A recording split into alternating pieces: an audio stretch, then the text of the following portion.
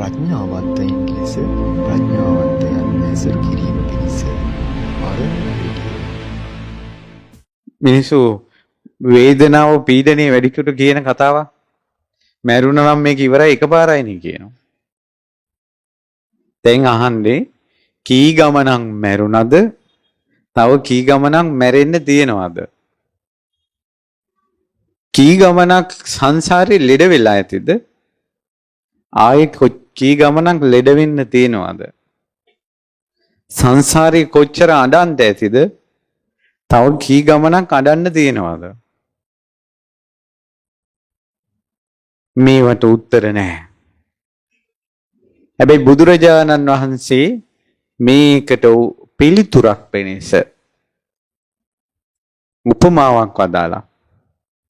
ඒ තමයි අම්මා නොවිච්ච කෙනෙක් නැහැ. එතකොට දරුවෝ වෙලා කොච්චර ඉපදෙන්න ඇතිද? තාත්තා නොවිච්ච කෙනෙක් නැහැ. දුව නොවිච්ච කෙනෙක් නැහැ. පුතා නොවිච්ච කෙනෙක් නැහැ. අම්මා මැරිලා විතරක් ඇහින් වැටුණ කඳුළු ටික එකතු කළොත් සතර මහා සාගරයේ ජලයට වැඩි.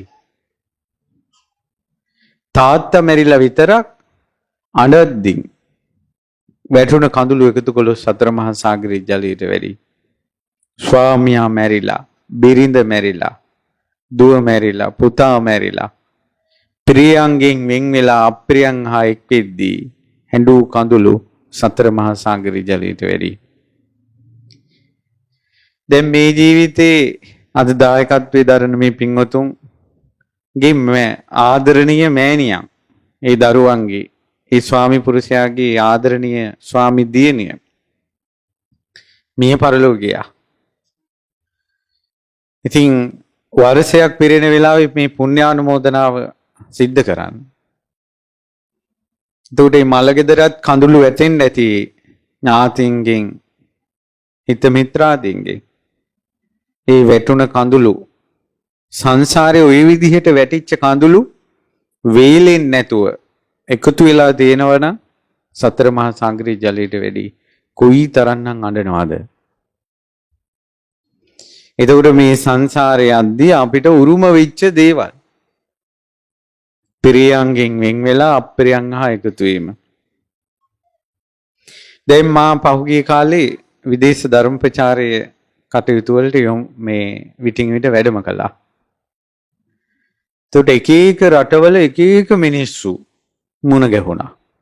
එක එක භාෂා කතා කරන, එක එක හැඩරුවින් යුතු, එක එක කෑම බීම කන බොන, එක එක වාහනවල යන මිනිස්සු. හැබැයි හැම තැනකම දැක්කා මිනිස්සු හැඩරුවින් ඉන්න තැනින් වෙනස් වුණාට එකම ප්‍රශ්න ටිකක් තියෙනවා. ජාතිය, ආගම, රට, කතා කරන භාෂාව වෙනස් වුණාට ප්‍රශ්නේ එකයි. ඒක හරියට වතුර ටිකක් අරගෙන විවිධ වර්ගයේ භාජන වලට දානවා වගේ. මොට්ටියකට දානවා වතුර ටිකක්. ග්ලාස් එකකට දානවා. අඬු කෝප් එකකට දානවා. ඊළඟට විද්‍යාගාරයේ තියෙන නලයකට දානවා.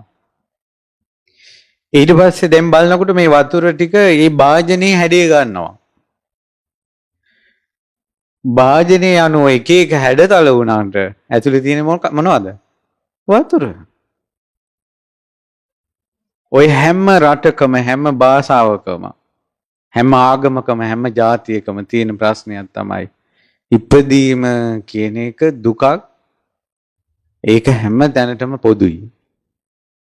ලෙඩවීම කියන දුක හැම කෙනාටම පොදුයි. මරණය නැමැති දුක කාටත් පොදුයි. ප්‍රියයන්ගෙන් වෙන් වෙනකොට දැනෙන ශෝකයේ වේදනාව කොයි රටේ, කොයි ජාතියේ, කොයි ආගමේ කාටත් පොදුයි. අප්‍රියයන් හා එක්වීමේදී දැනෙන වේදනාව කාටත් පොදුයි. ඉතින් කවුරුත් පොදු දෙයක් තමයි තියෙන්නේ. මොන රටේ ඉපදුණා, මොන භාෂාව කතා කළා. එහෙනම් ආය අපි ඉදිරියට ඉපදෙන්න මොන ජීවිතේ ඉපදුණත් ප්‍රශ්නේ එකයි. අපි ආය කොහේ ඉපදුනත් ප්‍රියංගෙන් වෙන්වීම දුක. අප්‍රියං හා එකතු වීම දුක. ලෙඩවීම දුක. මරණය දුක. කොයි රටේ කොතනක කොයි භාෂාව කතා කළා කොයි සැප සම්පත් වින්දත් දුක දුකම තමයි.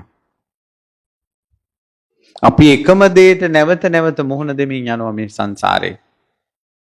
මම ඔබට එදා ඈත අතීතේ වෙච්ච සිදුවීමක් සිහිපත් කරන්න.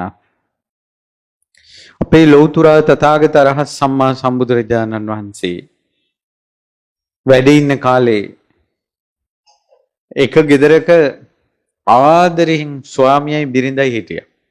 ගොඩාක් ආදරෙයි. එතකොට හදිසියේ ස්වාමියා මැරුණා. ස්වාමියා මැරුණාට පස්සේ බිරිඳ අඬ අඬ වෙලපි ශෝකෙන් කන්නේ නැතුව බොන්නේ නැතුව වෙලපි හිටියා. එතකොට ලෞතර බුදුරජාණන් වහන්සේ මහා කරුණාවෙන් ස්වාමියා මල ශෝකෙන් අඬ අඬ වෙලපි ඉන්න මේ කත දුටුවා. මේ කාන්තාව දැක්කා. මේ කාන්තාව සංසාරයේ පුරුදු කරපු හොඳ නරක දෙකම එකට එකතු වෙලා එනවා සංසාරේ. බුදුරජාණන් වහන්සේගේ බුදු ඇසට හැම දෙයක්ම පෙනුණා. බුදුරජාණන් වහන්සේ අනාවරණ ඥාණයෙන් යුක්තයි. කිසිම දෙයක් වෙහිලා නැහැ. කාරුණික තථාගත බුදුරජාණන් වහන්සේ අර අඬ ඉන්න කාන්තාවගේ නිවසට පිණ්ඩපාතේ වැඩියා. වැඩලා අර කාන්තාව අඬ හිටපු කාන්තාව බුදුරජාණන් වහන්සේ දැක්කට පස්සේ වන්දනා කළා. පැන වූ අසුනේ අසුන්ගත් බුදුරජාණන් වහන්සේ උපාසිකාව ඇයි මේ අඬන්නේ කියලා කිව්වා. අනේ ස්වාමීනි මගේ ආදරණීය ස්වාමියා මට අහිමි වුණා. ඔහු තරම් සෙනෙහසක් ඔහු මට ලබා දුන්න සෙනෙහස ආදරේ රැකවරණය මේ ලෝකෙ කිසිවෙකින් මට ලබන්න බෑ. කවදාවත් මට වචනයකින් ඉරියව්වකින් මට දුකක් දීලා නැහැ. මං එයාට ගොඩාක් ආදරෙයි. මේ ඇස් වලින් වතුර වැටෙනවා දැන් කතා කියනකොට. ඇයි අපි ආදරය කරන කෙනෙක් අපෙන් වෙන් වුණාට පස්සේ ඒක විස්තර කරන්න යද්දිමොත් ඇඬෙනවා. බුදුරජාන් වහන්සේ වදාලා ඔය සංසාරෙම ස්වාමියා මල දුකින් අඬ යන එක තමයි කරන්න කිව්වා. ඊට පස්සේ මෙයා හෙව්වා මම කලිනුත් අඬලා තියනවද මෙහෙම? ඊට පස්සේ කිව්වා බොහෝ ඈත අතීතේ බ්‍රහ්මදත්ත කියන රජ කෙනෙක් රජකම් කරන කාලේ ඒ රජතුමා තරුණ වියේදීම රාජ්‍යත්වයටපත් වෙලා නගරේ රාත්‍රී කාලේ විශ්මාරු කරගෙන සැරිසරනවා. මිනිස්සුන්ගේ කොයි වගේ ප්‍රතිචාරයක්ද තියෙන්නේ ආණ්ඩුව ගැන කියලා බලන්න. අද කාලේ රජවරුන්ට එහෙම ඇවිදින්න උවමනාවක් නැහැ. ඇයි ඇවිදින්න උවමනාවක් නැත්තේ? වාහන තියෙන නිසාද? නෑ. Facebook බලපුවම ඇති. එතකොට රටේ ලෝකේ ජනතාවගේ ප්‍රතිචාරේ අද කාලේ නායකයන්ට දැනගන්න පුළුවන්. ඒ කාලේ එවැනි මාධ්‍යයක් නොතිබුණ නිසා රටවැසියන්ගෙන් ඒ කියන්නේ රජවරු පරිස්සම් වුණා. ඒ කියන්නේ ඇමතිවරු කියන දේ ඇත්තක්මද? මොකද රජතුමාට රටවැසියෝ ගැන තොරතුරු දෙන්නේ ඇමතිවරු. එතකොට ඇමතියා වැරදි තොරතුරක් දුන්නොත් රජතුමා දරාගන්නේ ඒක.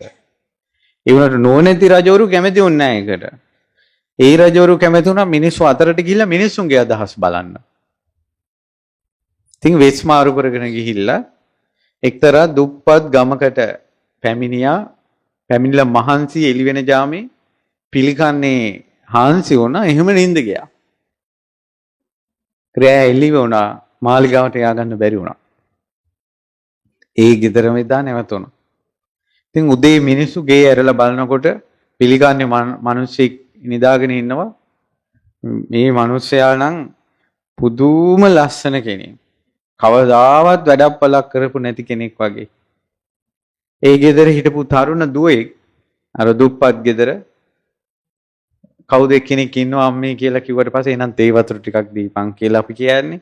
ඒ වගේ උදේට කැඳ ටිකක් හරි එයාලා උදේට බොන දෙයක් දෙන්න කියලා කිව්වා. ඉතින් ඈ උපස්ථාන කළා. ඈගේ තියෙන ලැජ්ජා බය, ගෞරවය, පක්ෂපාති බව සහ ඒ කෙල්ලගේ සොඳුරු රූ සපුව හැම දෙයක්ම ඉදිරියේ රජතුමා ඈට කැමති වුණා. සංගවාගෙන ආපු කාසිපණන් ඒ ගෙදර මහ මිනිසුන්ට දීලා මෑව Tamanට වෙන් කරගත්තා. ඒ ගෙදර මිනිස්සු කෝ පුතා ඔයා කොහෙද? ඊට පස්සේ කිව්වා හරි මෙයාව මට වෙන් කරන්න. මම අපේ දෙමව්පියොත් ගෙන්නගෙන එන්නම් මෙයාව ගෙන්නන්න යන්න කියලා කෙල්ල ගෙදර තියලා මාලිගාවට ගියා. මාලිගාවට ගිහිලා අනකලා මාලිගාව ඉඳලා අහවල් වීදියේ අහවල් ගෙදර දක්වා පාර සුද්ධ කරපන් කියලා. පාර සුද්ධ කරලා පාවඩ දාලා මල් විහිරවලා මැණික් ඇතුරුවා. අතුරුවලා අර කෙල්ල ගෙදරදීන් සුවඳ පැන් කල 16කින් ආවලා රන් සලුපිලි අඳවලා මැණික් ගොඩක් මත ඔටුනු පළඳලා මැණික් පාවඩෙන් අරන් ආවා. ඇවිල්ලා අග බිසව කළා. එතකොට අර කෙල්ල කෙලෙහි ගුණ දන්න බය පක්ෂපාති බව තියෙන ඒ ආදරණීය සෙනෙහස හිතේ තියෙන කෙල්ල පුදුම විදිහට ලෙන්ගතු වුණා රජුරුවන්. ඒ දුප්පත් කෙල්ලෙක් මැණික් මතින් අරන් ආවේ කොච්චර ආදරයක්ද කියලා. කවදාවත් රජතුමාගේ හිත රිදෙන්නේ නැහැ. ඔහොමෙන් රජතුමාත් පුදුම ආදරේ. ඉතාමත් ටික කලකින් රජුරෝ මැරුණා. එතකොට අර දුප්පත්ව තමන් ඉඳලා රන් රුවන් මත තමාව හිඳවලා තමාව අගබිසෝ තනතුරට පත් කරපු ආදරණීය සෙනෙහබර තමන්ගේ ස්වාමියන්ගේ වියෝවෙන් දැඩිසේ කම්පණයටපත් වුණා. ඒ බිරිඳගේ නම උඹරි. බොහෝසේ හඬන්න පටන් ගත්තා. වැළපෙන්න පටන් ගත්තා. ඒ අතරේ රජුරු ආදාහනය කරලා භස්මාවශේෂ සෝහනක තැන්පත් කළා. ඒ සෝහන ඒ සෝහන ගිහිලා සෝහන වැළඳගෙන පස් වැළඳගෙන හැමදාම උදේ දවල් හවස තුන්වරුවේ අඬනවා උඹරි බිසව. එදා අප මහ බෝධිසත්වයෝ හිමාලයේ තාපසෙක් වෙලා හිටියා නාරද කියලා. ඒ තාපසයන් වහන්සේ දිවසින් දැක්කා අඬ අඬ ඉන්න උඹරි බිසව. දැකලා ආකාශයෙන් උයනට ඇවිල්ලා උයනේ පෙනී හිටියා. උයන්පල්ලෝ වන්දනා කළා. ඔබතුමා කොහෙද? මම හිමාලයේ. මෙහි වැඩියේ කාට හරි දුකක් වෙලා තියෙනවා නම් පිහිට වෙන්න. අනේ තාපසයන් වහන්සේ අපේ මහරජුරෝ හදිස්සියේ මිය කියා.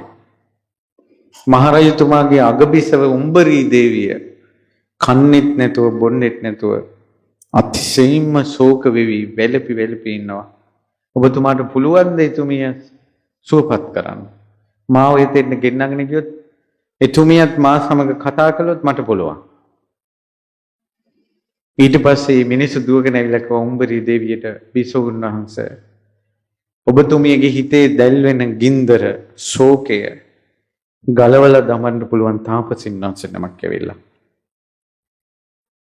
ඊට පස්සේ මෙයා කිව්වා මගේ හිතේ තියෙන දුක කාටවත් නැති කරන්න බෑ. නෑ ඔබතුමිය පොඩ්ඩක් කතා කරන්නකෝ. නිහඬ වුණා. තාපසින් වහන්සේ දෙන්න පැමිණියා. දේවීන් වහන්සේ ඇයි ඔච්චර අඬන්නේ ශෝක කරන්නේ වැළපෙන්නේ? ඊට පස්සේ කො මගේ ස්වාමියා මල දුකට. ස්වාමියා මල දුකට කියන්නේ කොයි ස්වාමියාද? මේ මෙතන මැරිච්ච මගේ ස්වාමියා. ඊට පස්සේ කිව්වා ඔතනම ඔබගේ ස්වාමිවරු ගොඩාක් මැරිලා තියෙනවා. කොයි ස්වාමියාටද? නෑ මං කියන්නේ මේ මගේ බ්‍රහ්මදත්ත. ඔතන බ්‍රහ්මදත්ත නමින් 84000ක් මැරිලා තියෙනවා. ඒ තාපසයන් වහන්සේ ඇත්තටම දිවසින් බලලා එක කිව්වේ. ඊට පස්සේ කිව්වා නෑ මගේ ස්වාමියා. ඒ 84000ටම බිරිඳ වෙලා ඉපදුනේ ඔබ. ඊට පස්සේ මේ දෙවියන් වහන්සේ අහනවා ඒතර මං කලිනුත් ඉපදිලා හිටියද? ඔව්. ඔබ කලිනුත් ඉපදිලා හිටියා. ඒතර මං කලිනුත් කාන්තාවක්ද? ඔබ කාන්තාවක් විදිහටත් හිටියා, පිරිමියෙක් විදිහටත් හිටියා. දැන් මෙතන ඉන්න හැම කෙනාම කාන්තාව වෙලත් ඉඳලා තිනවා, පිරිමි වෙලත් ඉඳලා තිනවා. ඊට පස්සේ කියනවා මේකේ කෙලවරක් නැද්ද මේ ඉපදෙන එකේ? ඉපදෙන එකේ කෙලවරක් නැහැ. අර දෙවියන් වහන්සේ ඒකම කල්පනා කරලා මෙහෙම සංසාරයකනේ මං යන්නේ කියලා ශෝක හුල උදුරා දැමුවා. මාලිගාවේ කටයුතු ඇමතිවරුන්ට පවරලා හිමාලයේ මහණ වුණා.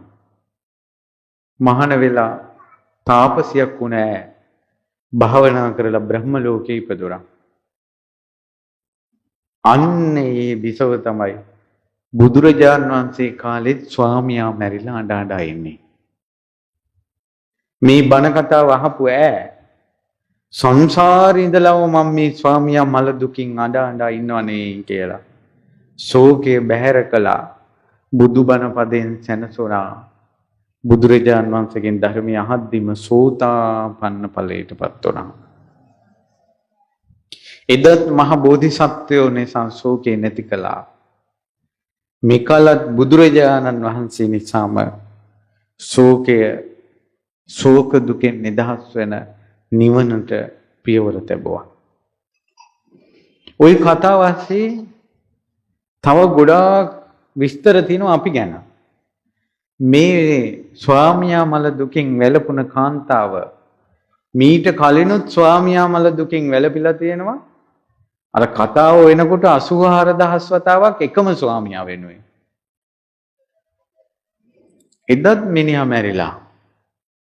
දැනුත් අඬනවා. මේ ධර්මය අහන පින්වතුන්ටයි මේ කියන්නේ. ඔබගේ ස්වාමියා මැරිලා ඔබ ඇඬුවා නම් ඔය විදිහටම ඔබ අඬලා තියෙනවා 10000 වතාවක්.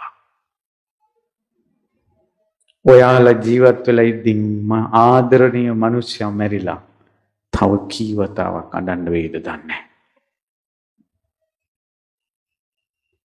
මහත්තයා ඉඳිද්දී නෝන මැරුණා නම් ඔබ ගොඩාක් ඇඬුවා නම් වැළපුණා නම් ඔය විදිහට ඔය නෝන නිසාම අඬලා වැළපිලා තියෙනවා 10000 වතාවක්.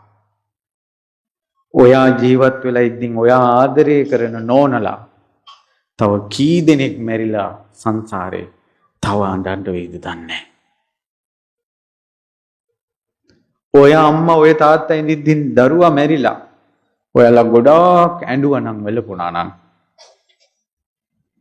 ඔය දරුවා නිසාම 10000 වතාවක් අඬලා තියෙනවා. තව ඉදිරියට සංසාරේ අම්මයි තාත්තයි ජීවතුන් අතර ඉඳින් දරුවා මැරිලා ඔයාලට කොච්චර අඬන්න වේද?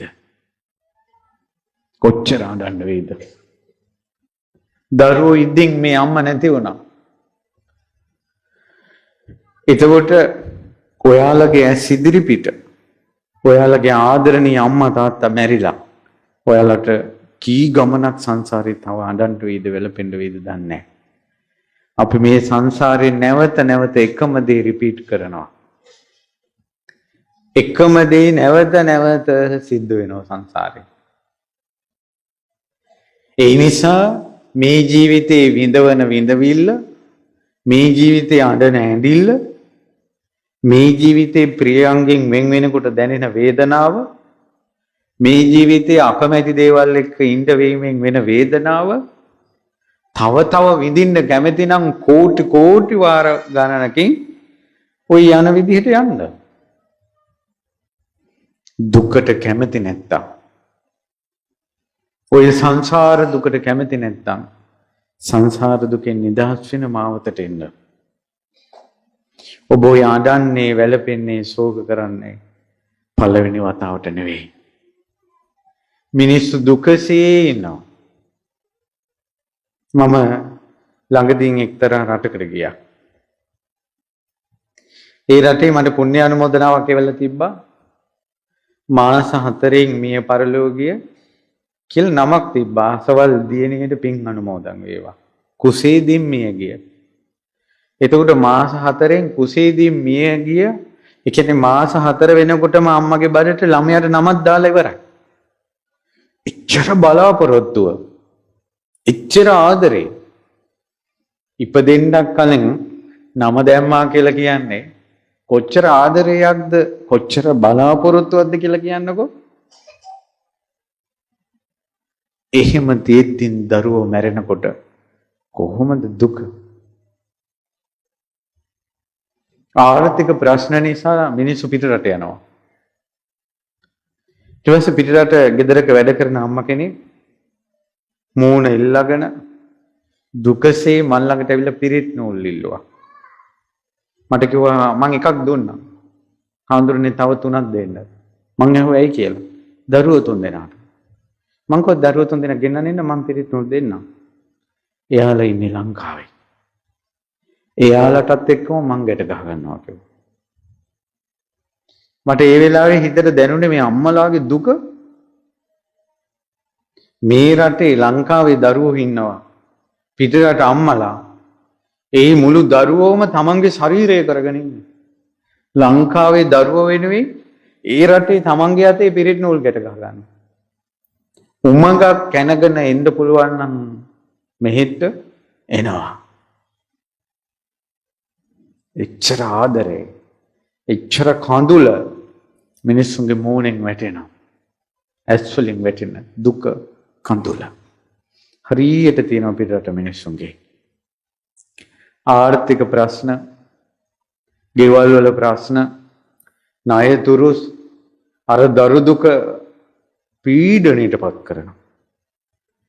ඇයි දරුවෝ වෙනුවෙන් දුවනකොට පිටිපස්සේ අතකින් අදිනවා වගේ? ඔබ දැන් ණය ගෙවන්නේ කොහොමද? ළමයි ඉස්කෝලේ යවන්නේ කොහොමද? ගේ හදාගන්නේ කොහොමද? කියලා අර දරුවෝ වෙනුවෙන් එන්න බෑ. ඊට පස්සේ මට මහත්තෙක් පෙන්නුවා කොරෝනා කාලේ ඒ පිට රටවල් වල ලංකාවේ මිනිස්සු ගෙයින් එළියට දොට්ට දාපු හැටි වීඩියෝ කරලා. පාරවල් අයිනේ රෙදි කෑලි දාගෙන හීතලේ ගැහි හිටපුව පෙන්නවා. කොහොමද දුක? පළවෙනි වතාවට නෙමෙයි. ඔය විදියට හිටපු ජීවිත ගණන් කරන්නත් බෑ. ඉදිරියට වෙන්න තියෙන ජීවිත ගණන් කරන්නත් බෑ. දුකට කියන්නේ නෑ මෙහෙන්ට. ඒකයි කොල්ලෝ කෙල්ලෝ ටික මේ ෆෝන් එකෙන් පිස්සු ඇටිලා පිස්සු වගේ ඉන්නේ නැතුව විශේෂයෙන් තමන්ගේ මව් පිටරට නම් පියා පිටරට නම් තමන් වෙනින් වියදම් කරන කෙනා පිටරට නම් උඹලා හොඳට ඉගෙන ගන්නilla. ඒ මිනිස්සුන්ට ওই දුක නැති කරපල්ලා. හැබැයි මේ ජීවිතේ කන්න බොන්න අඳින්න දීලා හරි එහෙම හරි යම් ලාවට සුලගක් වගේ සැනසෙල්ලක් දෙන්න පුළුවන් වේවි. ආයෙත් උන්දලාට සංසාරේ දරුවන්ගෙන් වෙන් වෙලා ඉඳවන්න වෙනවා. එකම දේ නැවත නැවත වෙනවා. විසඳුන්නේ නැහැ ස්ථිර. මට එක රටක හම්බ වුණා අම්මා කෙනෙක් උන් දවරුදු 30 ගානෙන් පිටරට 30 40 30 ගානෙන් හෝ 40 ගානෙන් හෝ මේ ඈත කාලේ කරට ගිහිල්ලා තියෙන්නේ. දැන් හිටපු අවුරුදු ගානද මට මතක නැහැ කිව්වේ. දැන් වයස අවුරුදු 80 ගානක්. තවත් ගෙවල් වල ඇඳුම් හොදනවා, වළම් පිඟන් හොදනවා. මට පිටරට දෙන්නේ මොන ගැහුනේ. මං කෝ අම්මා ලංකාවට යන්න රුවන්වැලි සෑය වඳින්න පොයිට සිල් ගන්න කියලා. ওই මැද පෙරදිග රටක ඒ රටේ ආරණ්‍යයක්වත් නැහැ. ඊට පස්සේ හාමුදුරනේ අපේ මුණුබුරුන්ට උගන්වන්න විදිහක් නැහැ. දැන් ඕන්ද ඉස්සල්ලාම රට ගියේ දරුව වෙනුවෙන්. දැන් රටේ ඉන්නේ කවුරු වෙනුවෙන්ද? මුණුබුරු වෙනුවෙන්. ඊට පස්සේ මම දැන් මේ පිට රටවල් වල ධර්ම ප්‍රචාරය කළා මේවත් දැකලා ලංකාවට ඇවිල්ලා ගිය මිනිස්සුන්ගෙන් ඇහුවා ඔයාලා රට ගිහිල්ලා කොහොමද හිටියේ කියලා. කිව්වා හාමුදුරනේ ඔය ලෙබනන් වල ඉඳලා ආපු අම්මා කෙනෙක්ගෙන් ඇහුවා. හාමුදුරනේ අපි ඉන්න කාලේ යුද්ධේ මං හිටියේ බෝක්කුවක් අස්සේ කිව්වා. රෙදි කෑලි ටික ගුලි කරගෙන බෝක්කුවක් අස්සේ. බෝක්කුව අයිනේ දාලා තිබ්බ රෙදි කෑලි ඩස්පින් බෑග් එකට එකතු කරගෙන මේ කොහොම හරි මේ තානාධිපති කාර්යාලයට ගිහිල්ලා අඬලා වැළපිලා කොහොම හරි ලංකාවට පැනගෙන ඇවිල්ලා කඳුළු පිය දාගෙන බෑග් එක අරගෙන මෙහි ඇවිල්ලා රට ඉතුණු මිනිස්සු පිරෙනවා රට ගිහිල්ලා ආපු කෙනෙක් කියලා.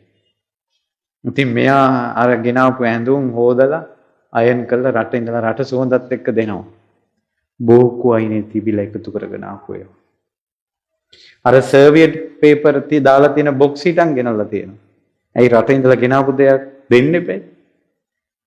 ඉතින් ලංකාවේ මිනිස්සු මොකුත් දන්නේ නැහැ.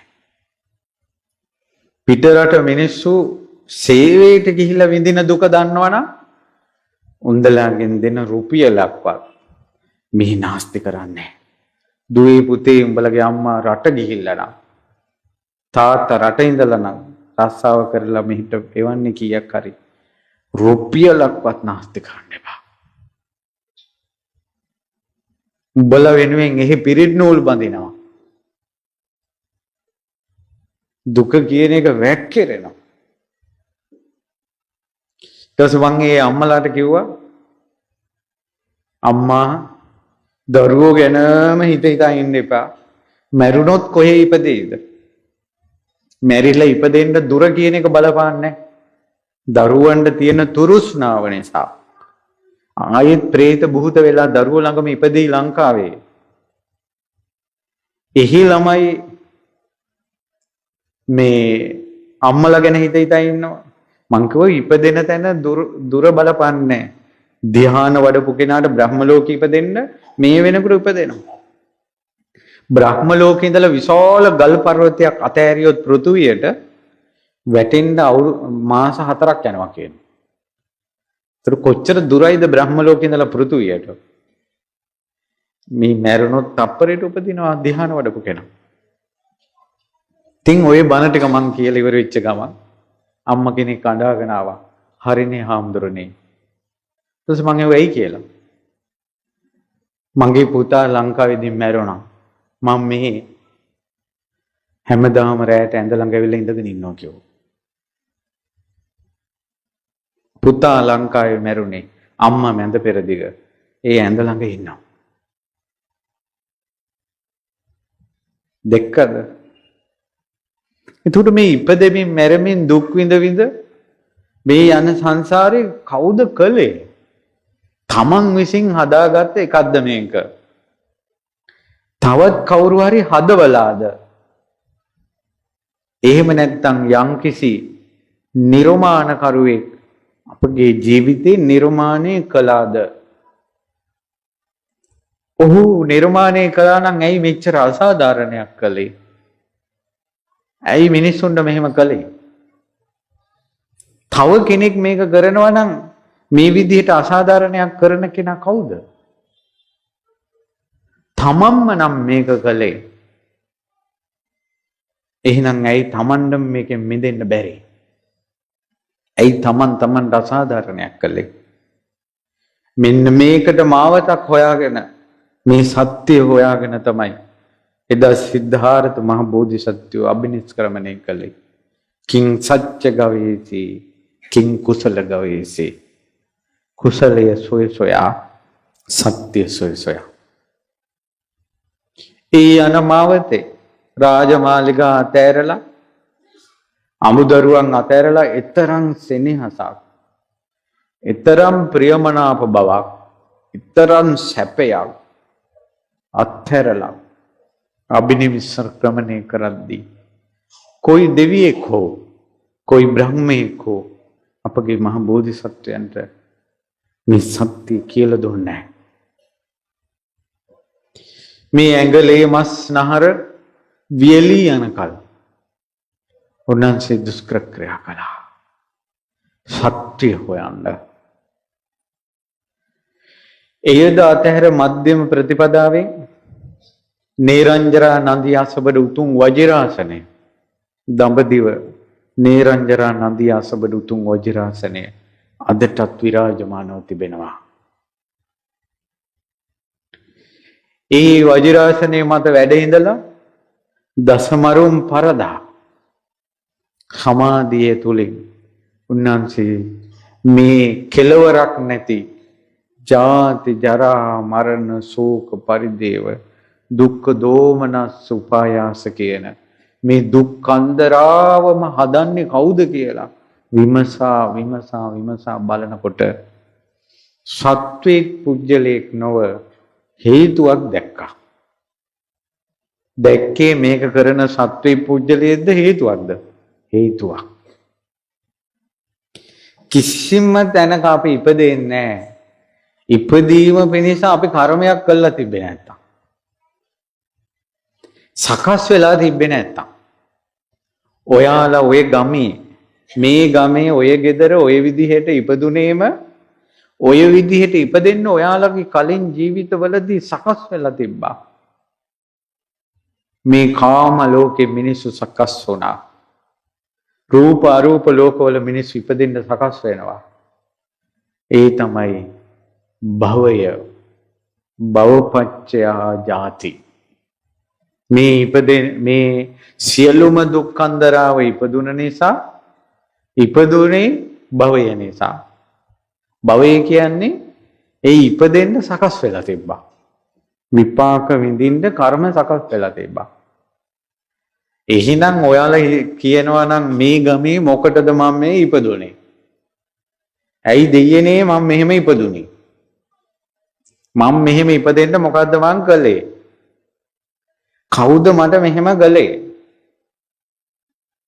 කියලා අර සත්වේ පුජ්‍යලේ අපේ හිතට ආවට ඇත්ත කතාව තමයි මේ ඉපදීම කියන එක සකස් වෙච්ච නිසා ඉපදුනා.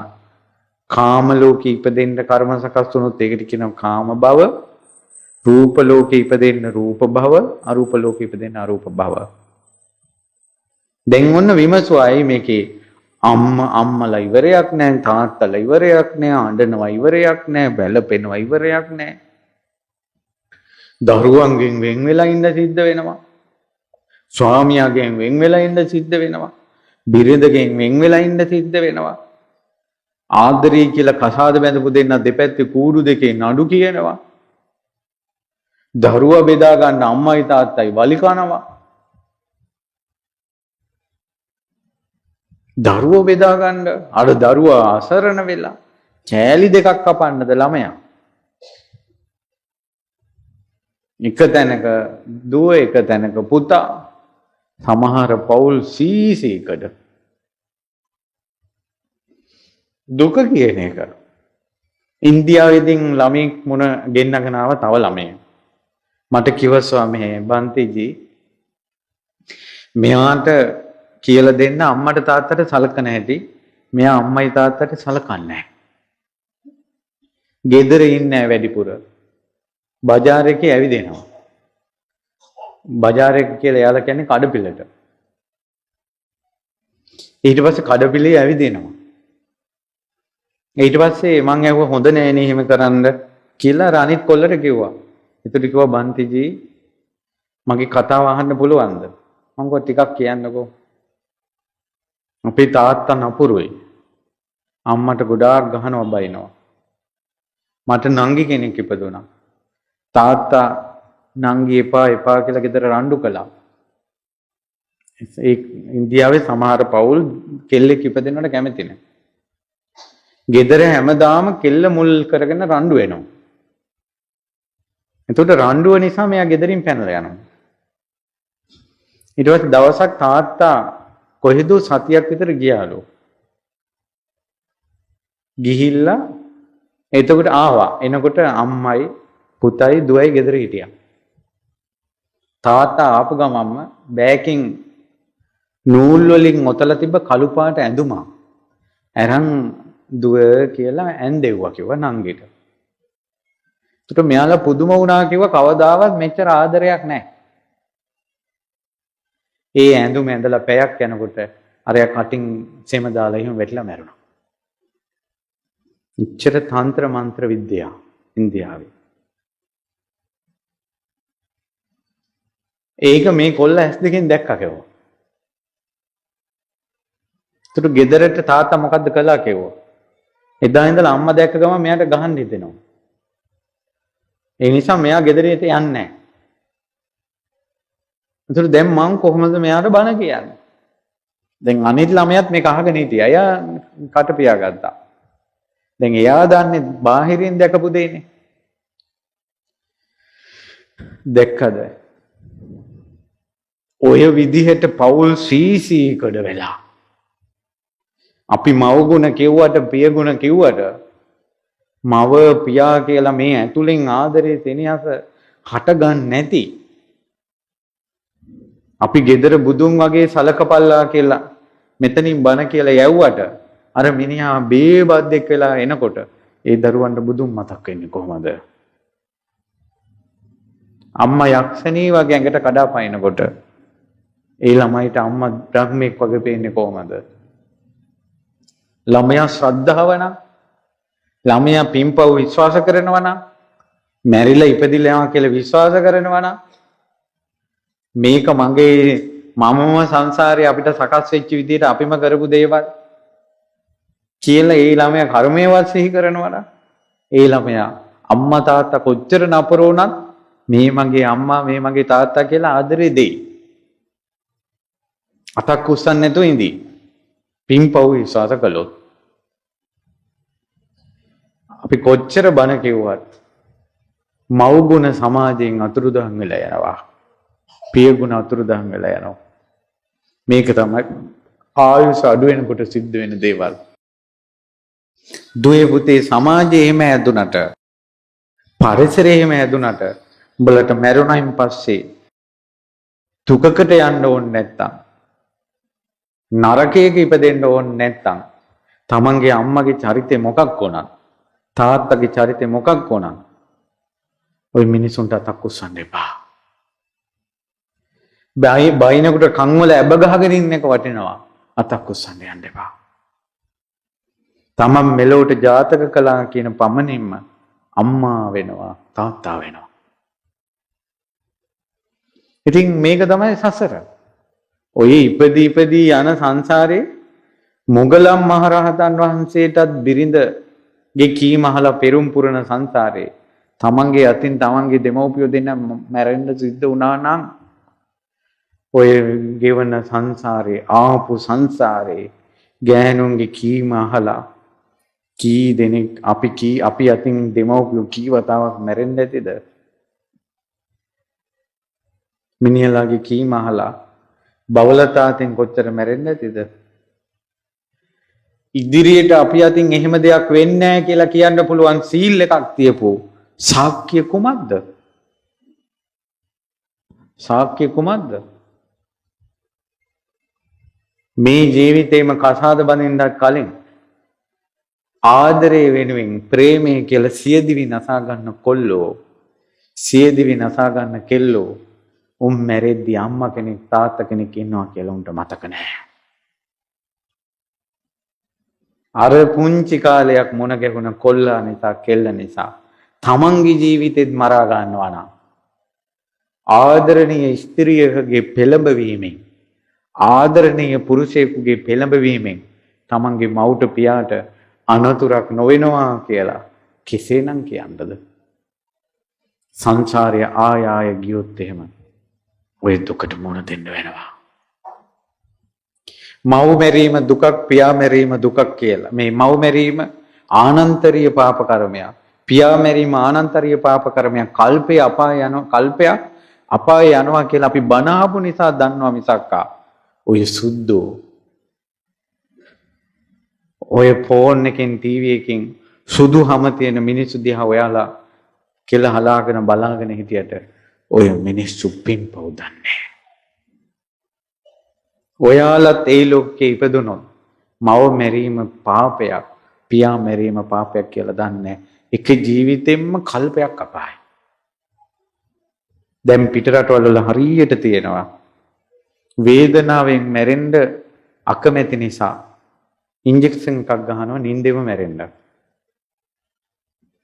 නිින්දෙම මැරෙන්න ඉන්ජෙක්ෂන් එකක් ගහනවා. ඉතින් සමහර අම්මලා දරුවන්ට කලින්ම කියලා තියෙන්නේ මට නම් විඳවන්න බෑ. උඹලා කැමති වෙන්න ඕන මට ඉන්ජෙක්ෂන් එක ගහන්න කියලා. අම්මගේ කැමැත්ත නිසා අම්මට දුකක් නොවීම පිණිස නිින්දේ මැරෙන්න ඉන්ජෙක්ෂන් එකක් ගහන්න ඉල්ලීමක් කරනවා ආසනක් සහිතව දුව පුතා. මව මැරීම පියා මැරීම කියන කර්මය සිද්ධ වෙනවද නැද්ද? සමාජයේ හරියට වෙනවා. සමාජයේ හරියට වෙනවා. ආයමත් ඉපදෙන්න සිද්ධ වෙනවා. දුකෙන් නිදහස් වෙන්නේ බුද්ධ ශාසන අහිමි වෙනවා. සූවිසි බුදුරජාණන් වහන්සේලාගෙන් විවරණ ගත්ත අපේ බුදුරජාණන් වහන්සේ කියලා ඔයාලා බණ අහනවා. ඔය හැම බුදු කෙනෙක්ම පහළ වෙනකොට අපි හිටියා සංසාරේ. අපිට අහිමි වුණා. 5,12,000ක් බුදුරු පහළ වුණා කියලා අටුවාවේ මේ කතා කරනවා. ඒ හැම ශාසනයකම අපි හිටියා. අපිට හැම බුද්ධ ශාසනයක්ම අහිමි වුණා. ආය ඉපදි මෙරි අඬ හිඟන්න වෙලා අනිත් අයට අතපාලා. මම ළඟදීන් දැක්කා අර මරණයේදී මිනිස්සු එක එක රටවල් වල මරණයේදී කරන චාරිත්‍ර වාරිත්‍ර. එක ගෝත්‍රික කණ්ඩායමක් ඉන්නවා මැරුණාට පස්සේ එයාට ආදරේ පෙන්වන්නේ මැරිච්ච මලකුණේ මස් කෑල්ලක් කඩලා කන්න ඕන. මස් කෑල්ලක් කඩලා කන්න ඕන. එතකොට මැරිච්ච කෙනාගේ ඇඟේ එක එක කොටස් කපා ඥාතින් කනවා. එහෙම මිනිමස් කකා එන්න සිද්ධ වෙනවා. ඕක වැරද්දක් හෝ ඔක හරිද වැරදිද? ආදරේ කියන්නේ මොකද්ද? සංසාරී කියන්නේ මොකද්ද? අහලවත් නැහැ.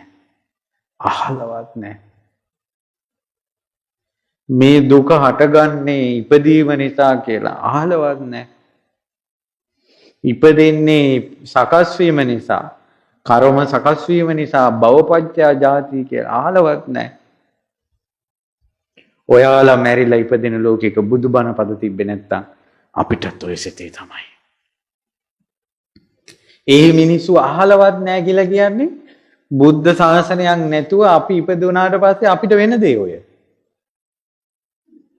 භවයක් කියලා කර්ම සකස් වීමක් හැදෙන්නේ ඉපදෙන්න උපාදාන නිසා. උපාදාන කියන්නේ ග්‍රහණය වීම නිසා. දැන් දරුවන්ට බැඳිච්ච නිසා නේද?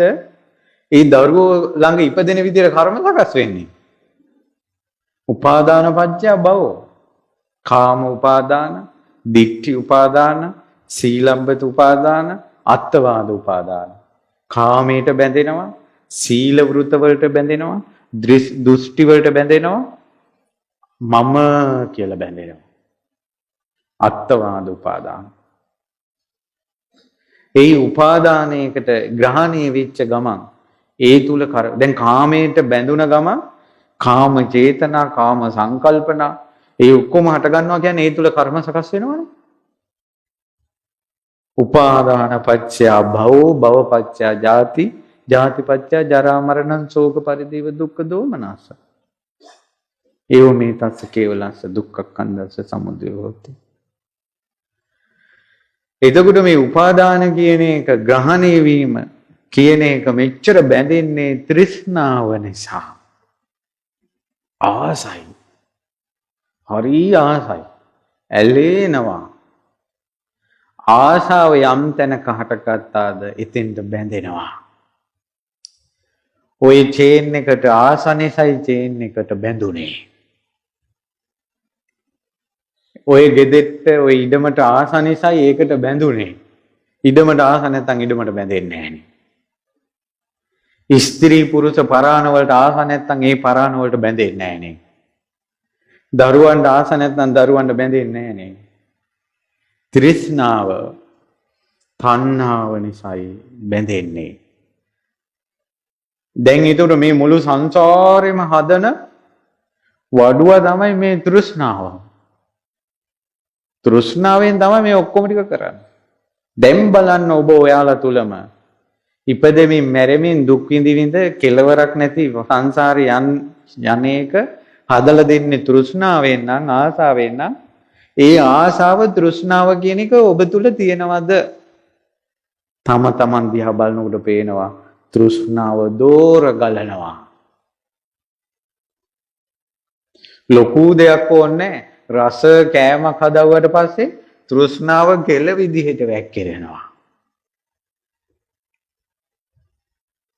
ලස්සන රූපයක් දැක්කට පස්සේ ඇහත් බලාගෙන ඉන්නවා පිල්ලම් ගන්න නැතුව. ලස්සන සින්දුවක් ඇහුණාට පස්සේ මන මෝහණය වෙනවා. කෑමට කෙල වැක්කිරෙනවා. පහසක් ඇඟට දැනෙනකොට මේ මුළු නහර කරාම මුළු ශරීරයේ කරාම ඒ පහසේ තෘෂ්ණාව පැතිරෙනවා. තෘෂ්ණාව පහස ලබන්න තියෙන තෘෂ්ණාව.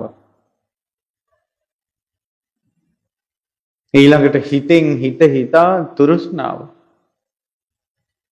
ඒ තණ්හාව දూర ගලනවා. තණ්හා ඉතේ පිටියරේ තෘෂ්ණාව දూర ගලලා යනවා. ආසාව යම් තැනකද දුක එතනයි. තව තව ආසාවෙන් වැළඳ ගන්න. තව තව ආසාවෙන් ගොඩ ගහ ගන්න.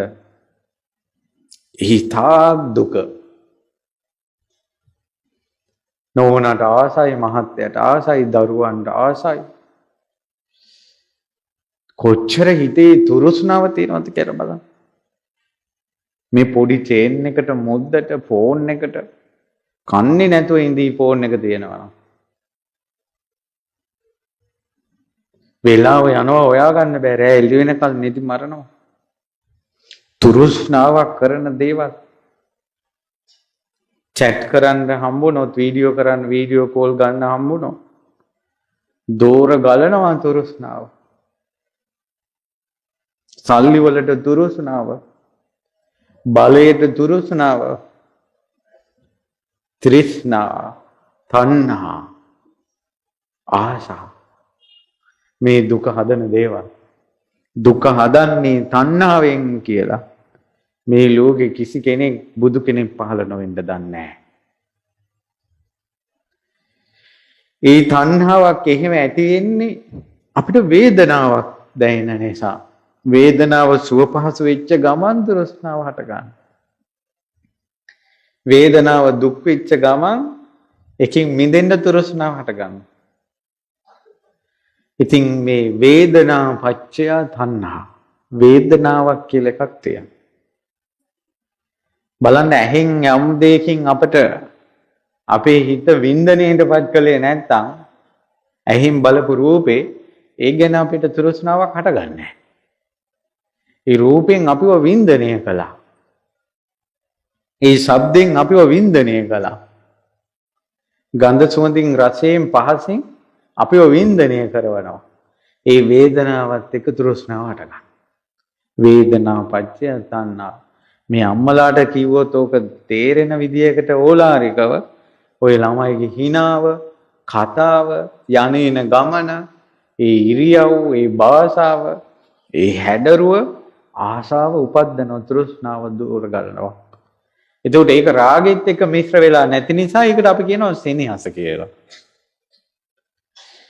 ඉතින් සෙනෙහස වුණත්, ආලය වුණත්, රාගය වුණත්, කැමැත්ත වුණත් මූලික ස්වභාවය තමයි තෘෂ්ණා, තණ්හා. අපිට ඒ වින්දනේ ලැබුණා. මේ ඔය පොඩි ළමයි එක සෙල්ලම් කර කර ඉන්නකොට කන්නේ නැතුව ඉන්න පුළුවන්. බොන්නේ නැතුව ඉන්න පුළුවන්. ඒ තෘෂ්ණාව ජීවත් කරනවා මිනිස්සේ. ඊට පස්සේ තියෙනවා ඒ වේදනා පත්‍ය තණ්හා. වේදනාව ඇති කරන්නේ ස්පර්ශයෙන්. ස්පර්ශය ඇති කරන්නේ ඇසෙන්. ඇහැට ස්පර්ශයක් වෙනවා රූපය. කනට ස්පර්ශ වෙනවා ශබ්දය. නාසයට ගඳ සුවඳ, දිවට රසය, කයට පහසට, මනසට අරමුණු. ඇසයි රූපයයි විඥානය එකතු වීම ඇසි ස්පර්ශය. තින්නම් සංගති පස්සෝ. ඊට පස්සේ මේ ආයතන හයක් ඇහැක් තිබ්බ නිසා තමයි ස්පර්ශ වෙන්නේ. ආයතන හය හැදුවේ නාම රූප වලින්. නාම රූප හැදුවේ විඥාණයෙන්.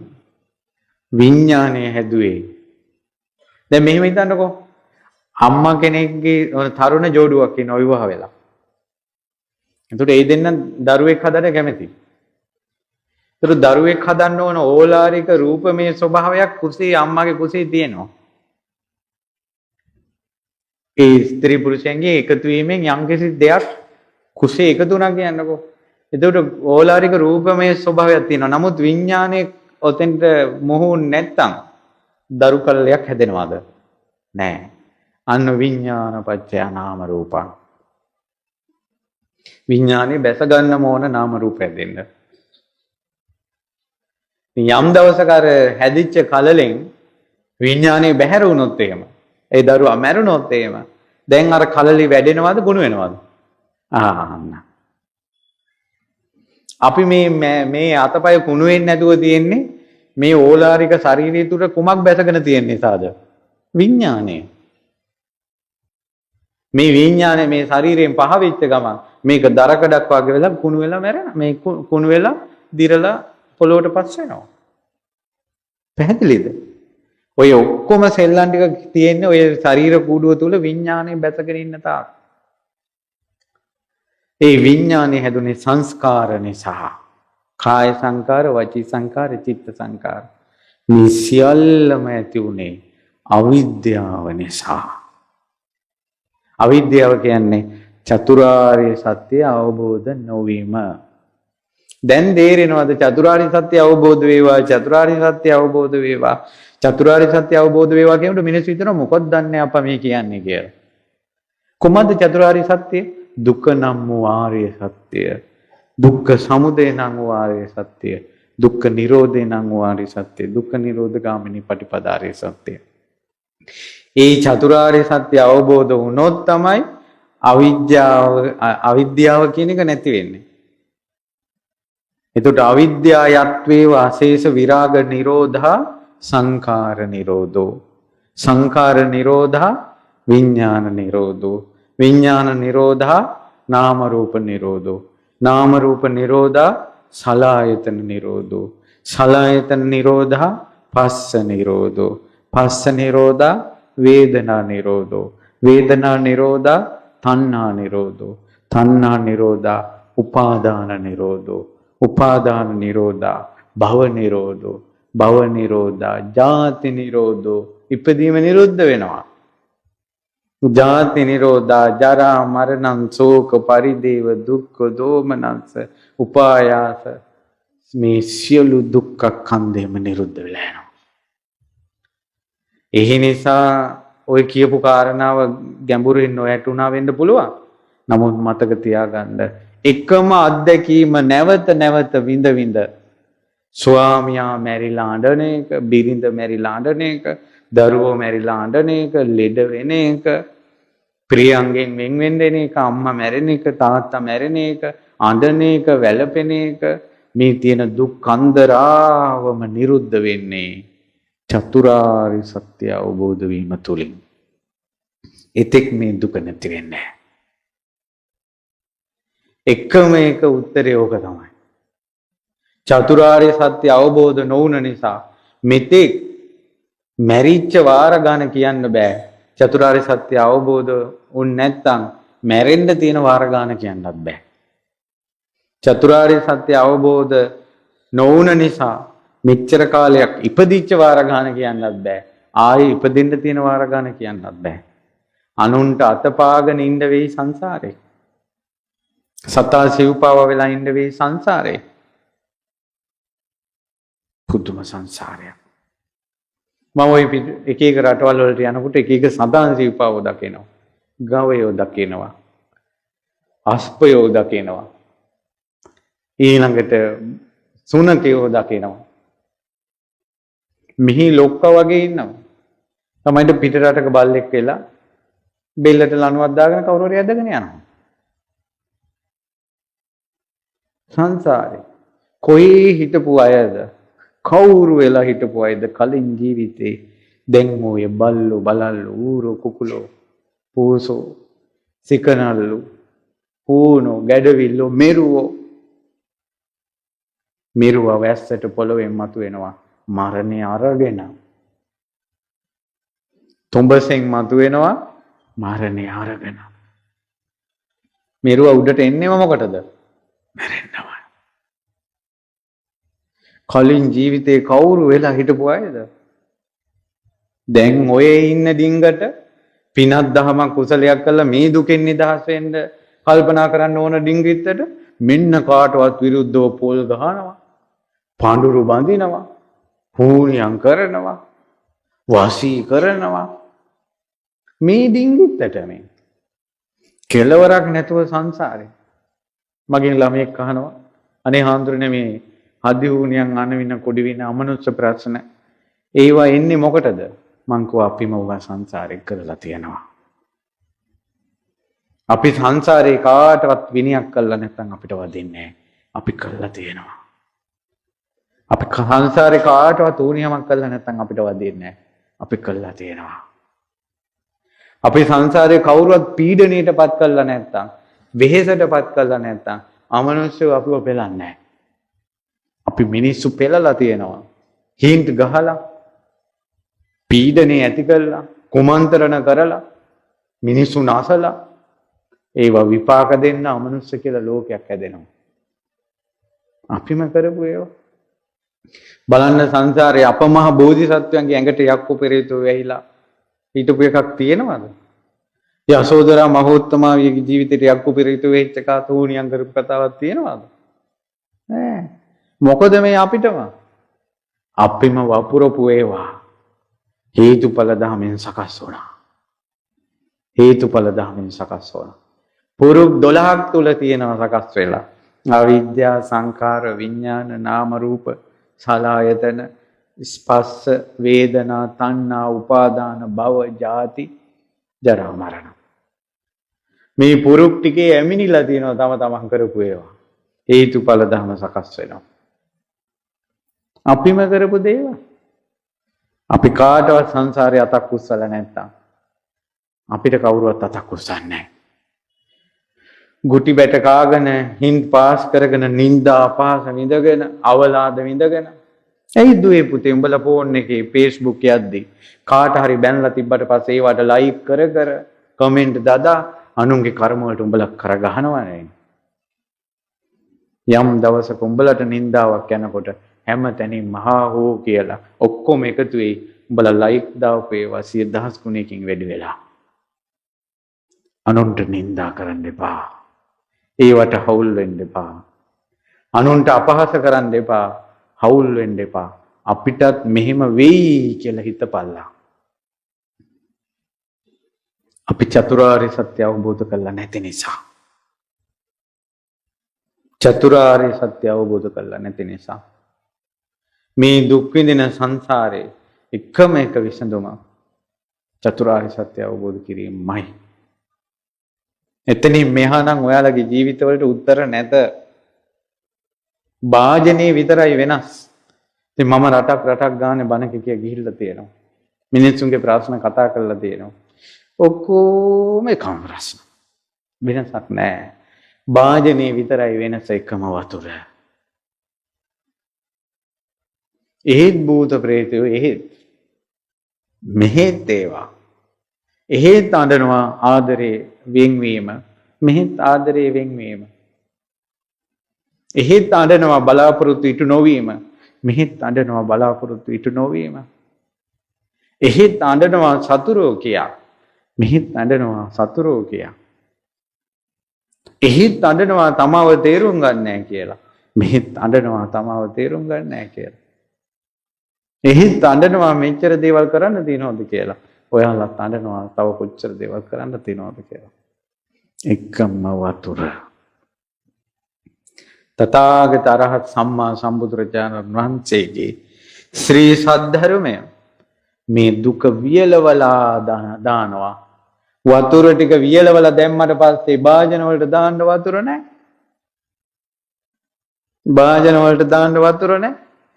අවිද්‍යාව කියන අඳුර දුරු වුණාට පස්සේ මේ නාම රූපයන්ගේ යථා තත්ත්වය අවබෝධ වුණාට පස්සේ තෘෂ්ණාව හටගන්නේ නැහැ. තෘෂ්ණාව හටගන්නේ නැතිකොට බැඳෙන්න දෙයක් නැහැ. බැඳෙන්නේ නැතිකොට කර්ම සකස් වෙන්නේ නැහැ. කර්ම සකස් වෙන්නේ නැතිකොට ඉපදෙන්නේ නැහැ. ඉපදෙන්නේ නැතිකොට ඊට පස්සේ ජාති ජරා මරණ ශෝක පරිදේ ඔක්කොම නිදහස්. ඒකකින් නිදහස් වෙනවා. කාට හරි බයක් හිතෙනවා නම් නිවන් දැක්කට පස්සේ අපි ආයෙ ඉපදෙන්නේ නැහැ කියලා. බය හිතෙනවා. ගොඩක් අයට බය හිතෙනවා ආයෙ ඉපදෙන්නේ නැතුව. ඒකට අපිට මොකද්ද වෙන්නේ කියලා. මෙහෙම තේරුම් ගන්න. නිවන් දකින්නවා කියන්නේ දුක නැති වෙනවාට.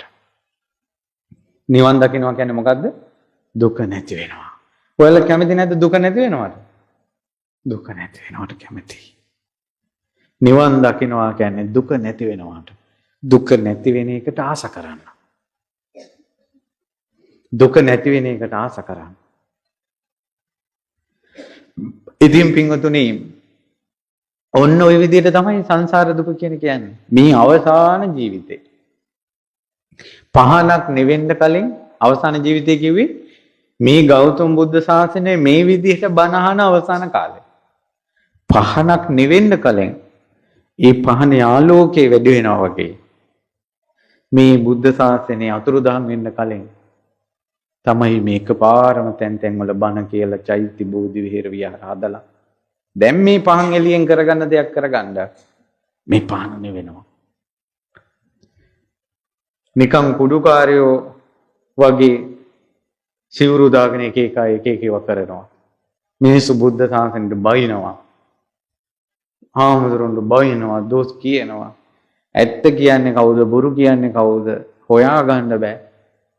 අනිත් අවසානයේ ඔක්කොම එක ගොඩකට වැටෙනවා. මිනිසුන්ගේ ඊට පස්සේ තුනුරුවන්ට බැනලා අර ධර්මය අවබෝධ කරගන්න කුසල් සිත් නැසෙනවා. ඒ කුසල් හිත කියන එක නැසුණාට පස්සේ ආයෙ කොච්චර බණ ඇහුවත් වැඩක් නැහැ. පිහිටන්නේ නැහැ හිතක. ඒ නිසා දුවේ පුතේ බල පරිස්සම් වෙන්නilla. මේ කාලේ කරගන්න තියෙන ලොකුම පරිස්සම තමයි බුදු සරණට හානි කරගන්න එපා.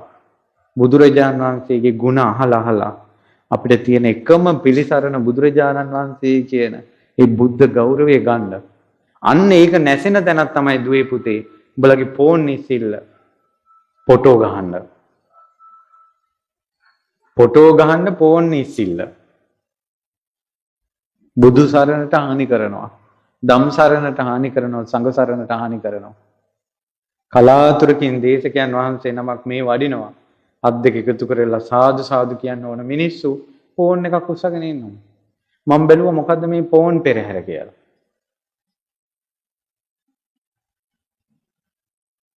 තුනුරුවන් සරණට තුනුරුවන් ගෞරවයට හානි කරනවා. ඕනතරම් ෆොටෝ ගහපල්ලා ඕනතරම් වීඩියෝ කරපල්ලා ඕනතරම් ෆෝන් පාවිච්චි කරපල්ලා බුදුන් ඉදිරියේ ෆෝන් එකක් උස්සන්න එපා. සෑයක් බෝධියක් ඉස්සරහා. ධාතුන් වහන්සේලා ඉස්සරහා. ගරුතර සංඝරත්නයේ ඉස්සරහා. වැඳිය යුතු පිදිය යුතු තැන ඉස්සරහා ෆෝන් එකක් උස්සන්න එපා. අංජලි කරණීය කරපල්ලා. අත් දෙක එකතු කරපල්ලා දරුවනේ. මේකෙන් පින් රැස් වෙනවා. ඔය ෆොටෝ ඔයාලා බලන්නෙත් නැහැ. දැන් හිතන්නකො මම වඩිනවා මගේ ෆොටෝ එකක් ගන්නවා. මේකේ ඇති වැඩේ මොකද්ද? මගේ ෆොටෝ කොච්චර තියෙනවද ඉන්ටර්නෙට් එකේ? කොච්චර තියෙනවද?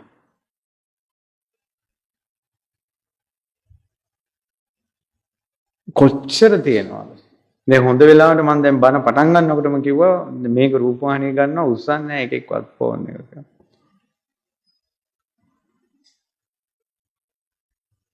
ඒකයි.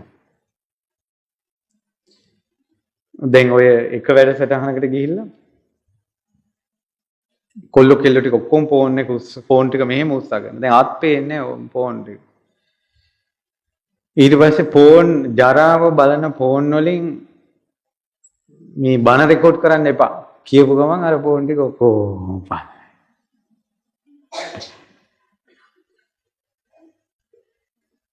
ඉතින් සංසාරේ සංසාරේ. මේ රාගේ නැති වෙන්නේ කවද්ද? ද්වේෂේ නැති වෙන්නේ කවද්ද? මෝහය නැති වෙන්නේ කවද්ද? ඒ ආශාව, තෘෂ්ණාව මේ හිත ඇතුලේ තියෙන ගින්දර නිවා ගන්න කවද්ද? මේ සකල ක්ලේශය බුදුරජාණන් වහන්සේ පළමුවෙනින්ම නිවා ගත්තා. බුදුරජාණන් වහන්සේ තමයි ඉස්සලාම ගින්දර නිවා ගත්ත කෙනා. උන්වහන්සේ ගින්දර නිවන දහම දේශනා කළා. පස්වග භික්ෂුන් වහන්සේලා ගින්දර නිවුණා. මුළු ලෝකයක් ගිනිගෙන තියෙද්දි එක තැනකින් නිවි යනවා. තේරෙනවද මං කියන්නේ? නිවි යනවා. යසකුල පුත්‍රයා ඇතුළු කුල දරුවන් 54 දෙනා ගින්දර නිවුණා. ගිනිගත් ලෝකෙක මේ 69ක් ගින්දර නිවාගෙන. බද්දවග්ගිය කුමාරවරු 30 දෙනා ගින්දර නිවා ගත්තා. ඊළඟට තව ගින්දර නිවි යනවා. උරුවෙල් කාශ්‍යප, නදී කාශ්‍යප, ගයා කාශ්‍යප 1000ක් පිරිස සමග බුදුබණ පදහල රාග ගින්න නිව්වා, ද්වේෂ ගින්න නිව්වා, මෝහ ගින්න නිව්වා. එහෙම නිවි ආවා. අදටත් මේ බණ පදේ නැමැති සුළඟ එනකොට අපගේ රාගයේ නැමැති ගින්න මේම අඩු වෙලා යනවා. හැබැයි මේ සුළඟ නිතර වද්දා ගන්න නැති නිසා ඒ දහමෙන් හිත අයින් වෙච්ච ගමන් ආය අර දැල්ල ලොකු වෙනවා. ඕක තමයි අපිට වෙන්නේ. එහෙනම් මේ ගින්න නිවා ගන්න නම් නිතර ධර්මය අහන්න ඕන. දූලටත් තියෙනවා, පුතාලටත් තියෙනවා පුදුම ප්‍රශ්න. මේ ප්‍රශ්නවල මුල බලනකොට රාගය, ද්වේෂය, මෝහය. ඒකට විශේෂයෙන් දූලගේ ප්‍රශ්නවලදී අපි කියන්නේ ඔයාලා මේක කිය යන්න එපා. මේ රාගය සම්බන්ධ ඇති වෙන ප්‍රශ්නේ කිය යන්න එපා. මේකට ඔයාලා කරන්නේ රාගය දුරු කර ගැනීම පිණිස ධර්මයේ දේශනා කරපේව අහන්න. ද්වේෂය දුරු කර ගැනීම පිණිස තියෙන ධර්මයේ නැවත අහන්න. අපි 아무තු දෙයක් දන්නේ නැහැ ඔය බණ හැර. අහලා ඔයාලා කොහොම හරි පීඩක් හදා ගන්න. රාග දේශ මොහ දුරු කරපු මුනිවරුන්ට වඳින්න. අවබෝධ කර ගැනීමට දුෂ්කර පටිච්චසමුපාදය අවබෝධ කරපු ඒ මුනිවරුන්ට වඳින්න. ගරු කරන්න ෆොටෝ ගහින්න නැතුව. රහතන් වහන්සේලා ඉදිරියේ වැඳ වැටෙන්න. දැන් ගම්පහ නැඳුම්ගම අසපුවේ ශ්‍රී සාරිපුත්ත මහසෑය හදනවා. මං උදේ ඒ අසපුට ගොඩ වෙලා ආවා. අම්මලා ටිකක් මේ සෑයට ගඩොල්ලා දෙනවා. මං කෝ අම්මලා සාරිපුත්ත මහරහතන් වහන්සේ කියන්නේ සංඝයා නැමැති ස්තූපේ සිළුමිණ. සාරිපුත්ත මහරහතන් වහන්සේ රුඩින් රහතන් වහන්සේලා නැහැ. අග්‍ර ශ්‍රාවකයන් වහන්සේ. සාරිපුත්ත මහරහතන් වහන්සේගේ සෑයට වත් කරනවා කියන්නේ සියලු සංඝයාට උපස්ථාන කළා වගේ එකක්. සිළුමිණට මඟුල් පැන් වක් කරනකොට මුළු සෑයටම වතුර වැටෙනවා. ඒ අම්මලා ප්‍රීතියෙන් වත් කරනවා. අනුරාධපුර ගල්නෑව අසපි ආනන්ද මහරහතන් වහන්සේගේ සෑය හැදෙනවා. තැන් වල විහෙර විහාර හැදෙනවා. ඉතින් ඒ ස්තූප වලට සම්බන්ධ වෙලා හොඳට පින් කරගන්න. කුසල් කරගන්න. මේ කාලේ පුළුවන් තරම් පින් කරන්න. පුළුවන් තරම් කුසල් කරන්න. හොඳට බණ අහන්න. ඒ හැම පිනක් අවසානයේම ප්‍රාර්ථනා කරන්න සංසාර දුකෙන් නිදහස් වේවා කියලා. චතුරාර්ය සත්‍ය අවබෝධ වේවා කියලාම පතන්න. වෙන දෙයක් නම් එපා. වෙන දෙයක් නම් එපා. අපිට මේ සංසාරේ ඔයා ඕන කියලා අපි පැතුවට තව ජීවිතයක් එන ඔයා එපා වෙනවා. මේ ජීවිතේම ආදරය කරන අය අපි පස්සේ අතහැරලා දාන්නේ. ජීවිතෙන් ජීවිතයට යද්දී මේ ජීවිතේ ඕන කෙනා ඊළඟ ජීවිතේ එපා වෙනවා. ඉතින් පැතුවට පස්සේ එපා වෙච්ච කෙනෙක් එක්ක පවුල් කණ්ඩ වෙනවා. ඕක සංසාරේ. ඉතින් ඒ නිසා ඔය කරුණු කාරණා හොඳට තේරුම් ගන්න. ඉපදෙමින් මැරෙමින් යන සංසාරයෙන් පිහිට තියෙන්නේ තෙරුවන් සරණ යන්න ඕන, නිතර ධර්මය අහන්න ඕන, තුනුරුවන් ගෞරවය රැක ගන්න ඕන. ඊළඟට තමයි ඔයාලට මහාන වෙන්න බැරි නම් ගිහි ජීවිතේදී කරන්න ඕන උපරිම දේ පන්සිල් පද පහ රැක ගන්න. පන්සිල් පද පහ. මෙච්චර කාලයක් ඉන්නවා තවම පන්සිල් පද පහරක ගන්න බැරි. කී දහහක් මිනිස්සු ඉන්නවද? පන්සිල් පද පහ. දුවේ පුතේ ඔය දරුවන්න මේ කියන්නේ උඹලා සුරා මේරේ පානේ කියන එක උඹලගේ ජීවිතයට එකතු කරගන්න එපා. මත්පැන් මද්ද්‍රව්‍ය පානය කරනවා නම් අතහැරපල්ලා. නොකරනවා නම් ඒ ගුණේ රැකගනින්න. ගිහි ජීවිතේ මේ පාස කාරණා පහක් නොකර හිටපල්ලා. සත්තු නොමැරීම, හොරකම් නොකිරීම, වැරදි කාමසේවනයේ නොකිරීම, කසාද බඳිනකල් වල් වැඩ නොකිරීම. බැන්දට පස්සේ තමන්ගේ බිරිඳ ස්වාමියා හැර වෙන ගෑනු මිනිහලත් එක්ක ඉන්නේ නැති එක. බොරු නොකියන එක. සුරාමීර පානෙන් වළකින එක. මේ පන්සිල් පද පහ. තෙරුවන් සරණ ගිය කෙනෙක් පන්සිල් පද පහ රැක්කොත් චෛත්‍යයක් හැදුවට වැඩිය පින් රැස් වෙනවා. එදා මේ කැලණිය වතුරෙන් යට වෙනවද කැලණි තිස්ස මහරහතන් වහන්සේගේ කාලේ. උන්වහන්සේ කලින් ජීවිතයක මැස්සෙක් නටන කිරියෙක්කට දැම්පු අකුසලයේ විපාක දෙන්න ගිහිල්ලා තමයි මුළු කැලණියම වතුරෙන් යට වුණේ. මැස්සෙක් වතුරට මේ නටන කිරියකට දැමීම මුළු රාජධානියක් වතුරෙන් යට කරන තැනටපත් වුණා නම් අපි අතින් වෙන ප්‍රාණඝාතයක් සංසාරේ යම් දවසක රටක් විනාශ කරයි. ප්‍රාණඝාතයෙන්. හොරකම් කරපු කෙනෙක් සංසාරේ රජ වුණොත් මුළු රටම හොරකමට යනවා. ඇයි ඔහු සතු රාජ්‍යය හොරු විසින් පැහැර ගන්නවා. කිසිම දවසක හොරකම් නොකරපු නායකයෙක් රටක නායකයෙක් වුණොත් එහෙම ඒ රාජ්‍ය කිසි දෙයක් තවත් කෙනෙකුට පැහැර ගන්න බෑ. මොකද ඒ රාජ්‍ය රජා සතුයි. පැහැදිලිද මම මේ කියන දේ? ඉතින් බලන්නකො එක එක්කෙනාගේ කර්ම කී දෙනෙකුට බලපානවද කියලා. මත්පැන් මද්ද්‍රව්‍ය පාවිච්චි කළාට පස්සේ මනසේ ඇති වෙන විකෘතිතා. ওই මානසික විකෘතිතා, මානසික රෝග, මානසික පීඩන, ස්ට්‍රෙස් මේ හැම දෙයකම පීඩා විඳින ඔබ කල්පනා කරන්න. මං සංසාරේ කවදා හරි දවසක සුරාවක් පානය කළා. ඒකේ විපාක. ඒතකොට ඒ වගේ මානසික රෝගයකින් ඉන්න ආයතනික ප්‍රධානියෙක් හිටියොත් ඒ මුළු ආයතනයේම අවුල්නේ. gedara ප්‍රධානියා මානසික අවුලක් නම් මුළු gedarම අවුල්නේ. ආදරණීය තමන්ගේ දුව පුතාට රෝගයක් හැදුනොත් අම්මලා තාත්තලාට ගින්දරක් නේ. සංසාරේ සුරාපානය කරපු නිසා.